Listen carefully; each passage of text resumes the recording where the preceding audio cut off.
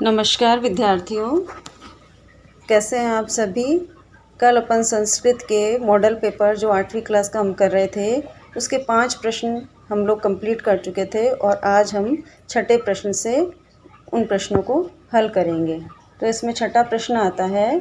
इसमें छठा प्रश्न है कि अधोलिखितयो पदयो लिंग वचनम च लिखत। इसमें जो दो शब्द यदि कन्यायाम और बालकेन शब्द दिए गए हैं, इनके लिंग और वचन हमें बताने हैं। तो कन्यायाम जो शब्द है वह स्त्रीलिंग का शब्द है और बहुवचन का इसमें प्रयोग हुआ है और ये षष्ठी विभक्ति का शब्द है। फिर बालकेन है, ये पुल्लिंग का शब्द है और एक वचन तृतीया व्यक्ति से का इसमें प्रयोग हुआ है। 7वां प्रश्न आता है उपसर्गे पृथक कुरुते।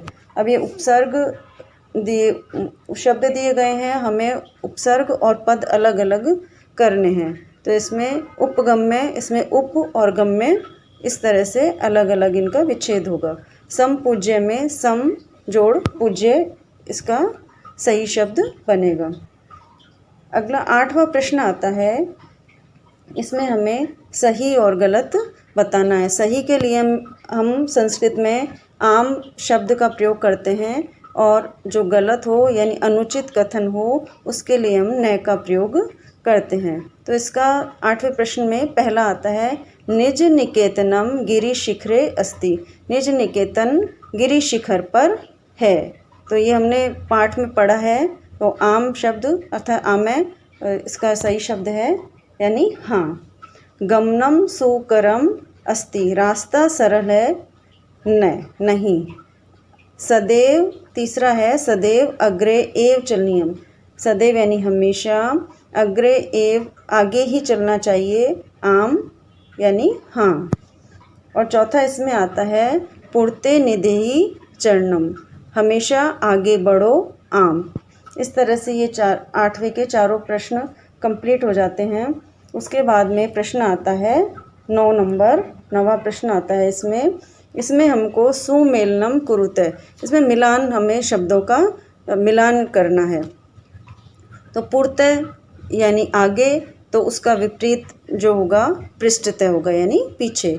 जिहि भीतम यानी भय से दूर रहो या डरो मत। और भज शक्तिम इसका है, शक्ति को हमेशा ग्रहण करो, ये इसका मिलान होगा। फिर स्वकीयम का होगा परकीयम।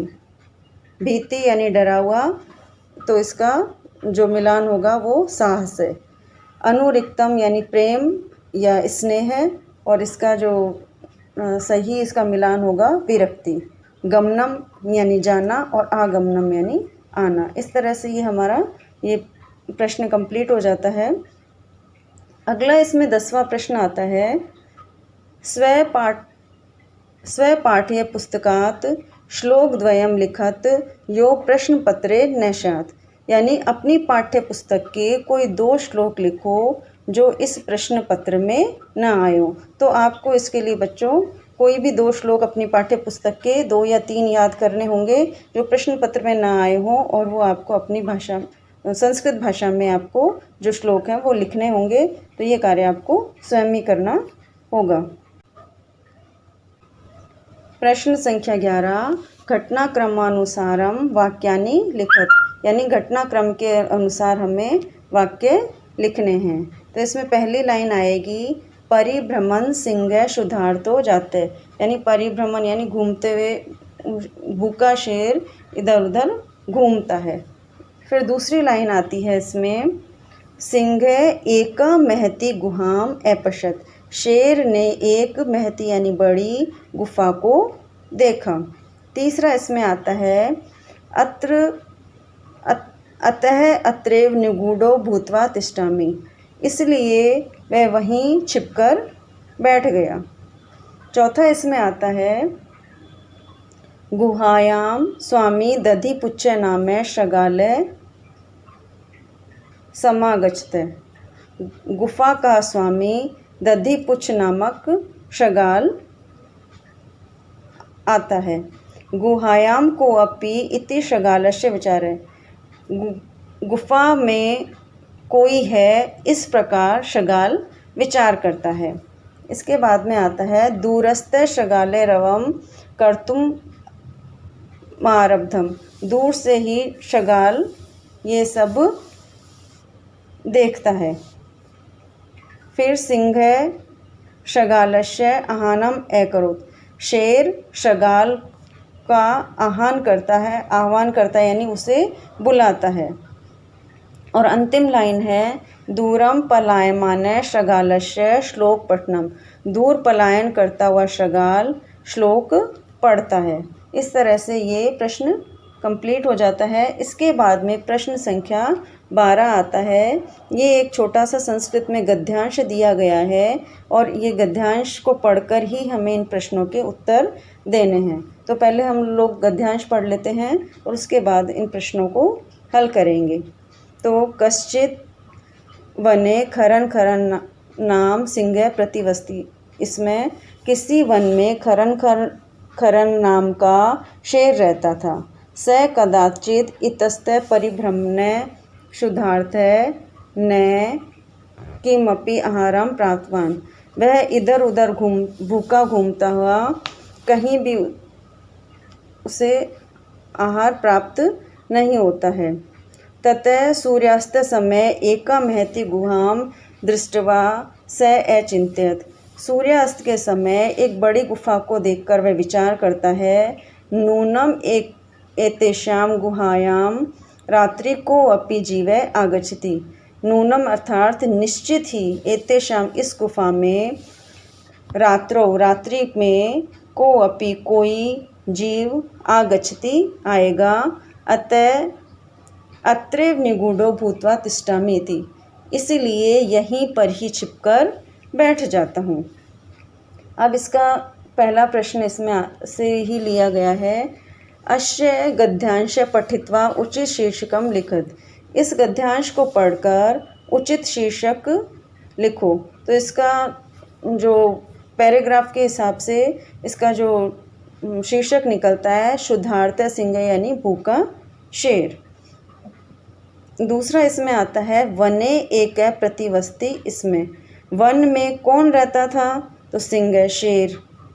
तीसरा प्रश्न है सिंहस्य नाम किम आसीत। शेर का क्या नाम था?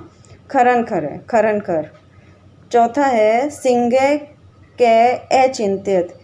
शेर ने क्या सोचा?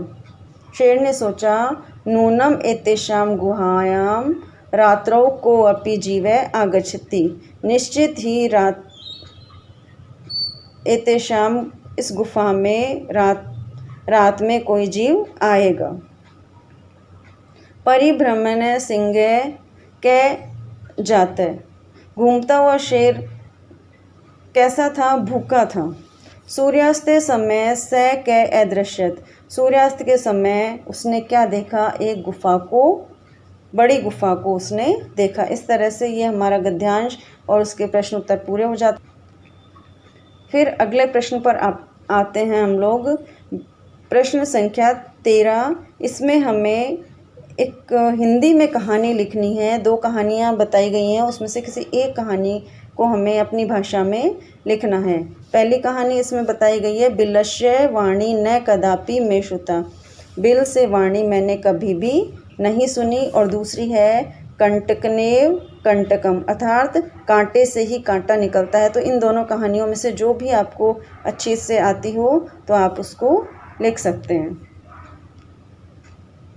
फिर प्रश्न संख्या 14 आता है रेखांकित पदानि आधृत्य प्रश्न निर्माणम कुरुते। अब ये लाइन इसमें दी गई है और उससे हमें प्रश्न निर्माण करना है। गुणा गुणगेषु गुणा भवन्ति। तो गुणी जनों में गुण होते हैं, तो सद्गुण होते हैं। तो इस तरह से इसका प्रश्न बनेगा किसमें गुण होते हैं? तो के इसके लिए सही शब्द बनेगा। नद्य सुस्वादतयो भवन्ति। तो नदियाँ सुस्वादतो यानी मीठे जल से युक्त होती हैं। तो नद्य के लिए का कौन होती हैं? फिर है व्याघ्र जालात बही निसार्यत। अब इसमें व्याघ्र की जगह जालात पर अंडरलाइन होनी चाहिए, तो मैंने आपको ये करके बताया है। तो इसके लिए आएगा कस्मात। फिर आता है प्रश्न संख्या 15, अधोलिखितानां प्रश्नानां पूर्ण वाक्यान् उत्तरतः, कि ये जो प्रश्न दिए गए हैं इनके प्रश्नों के उत्तर हमें संस्कृत में ही देने हैं। वयम कस्याम दिशि अग्रे सराम, हम किस दिशा की ओर आगे बढ़ रहे हैं। डिजी भारतम, डिजिटल इंडिया, जो हम शब्द रोज ही सुनने में हमारे आता है, वो इसका उत्तर है। चंचलेन वने किम कृतम, चंचल ने वन में क्या कर रहा था, वह जाल फैला रहा था। फिर है प्रश्न संख्या 16, केशाम समवाय सप्तभागिन्य इति कथ्यते, किसको 7 बहनों का राज्य कहते हैं। तो 7 बहनें किसे कहते हैं, तो एतेषां सप्त राज्यम, 7 जो राज्य हैं, पूर्व के जो 7 राज्य हैं उनको सप्तभागिन्य कहा जाता है। फिर इसमें 16वें प्रश्न में ही आता है दूसरा, राकेश शालिनी कुत्र गंतुम कथयति, राकेश ने शालिनी को कहाँ जाने के लिए कहा, तो चिकित्सकाम प्रति, यानी डॉक्टर के पास जाने के लिए कहा। फिर 17वां प्रश्न आता है, कस्य यस्य नश्यन्ति, किसका यश नष्ट हो जाता है, लुब्धस्य यानी लालची का। फिर अगला प्रश्न आता है, भारत जनता अयम कै परिपूता अस्ति, मैं भारत जनता अहम कै परिपूता अस्ति, मैं भारत की जनता किससे परिपूर्ण है। आध्यात्म सुधा तंटिनी स्नाने, अर्थात अमृतमयी, जो अमृतमयी नदी में स्नान करने से परिपूर्ण है। तो इस तरह से ये हमारे 17 प्रश्न पूर्ण हो जाते हैं और 18 से और आगे तक जो प्रश्न हैं उसके लिए हम अगले वीडियो में मिलते हैं। तब तक के लिए